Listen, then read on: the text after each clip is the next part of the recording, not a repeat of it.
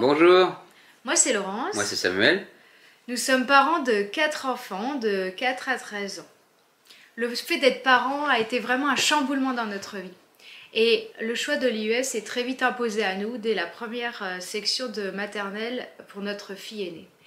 Et ce choix a vraiment été nous a permis en fait de progresser sur le plan personnel. Et aujourd'hui, nous voyons nos enfants enthousiastes, épanouis et nous confirment que ce choix a été le bon.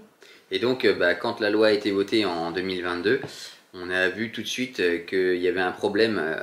On a regardé les débats à l'Assemblée et ça ne se basait sur rien, il n'y avait pas d'enquête sérieuse, ça paraissait vraiment liberticide, il y a même eu beaucoup d'alertes là-dessus.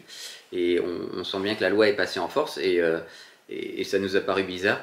Et quand on s'est dit qu'on n'allait pas répondre à cette loi et en désaccord avec l'application de cette loi, en fait, on a choisi de ne pas les déclarer, malgré le fait que nos 3 filles étaient de plein droit.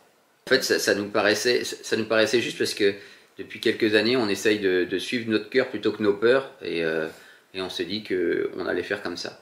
Et surtout, ce qui nous a dérangés, c'est que nous suivons notre instinct dans les supports que nous donnons à nos enfants ou même les activités et que nous sentions que nous devions être pieds et poings liés pour répondre au cycle d'apprentissage et au protocole de l'éducation nationale, ce qui manquait totalement de sens pour nous.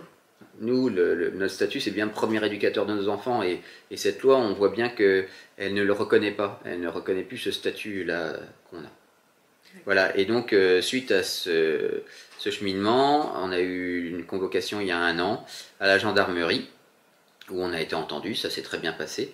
Voilà, et donc on a eu une convocation à une reconnaissance préalable de culpabilité qu'on a refusée. C'est la justice qui met ça en place de manière à enlever l'embouteillage dans la justice et permettre de faire avouer plus facilement les accusés.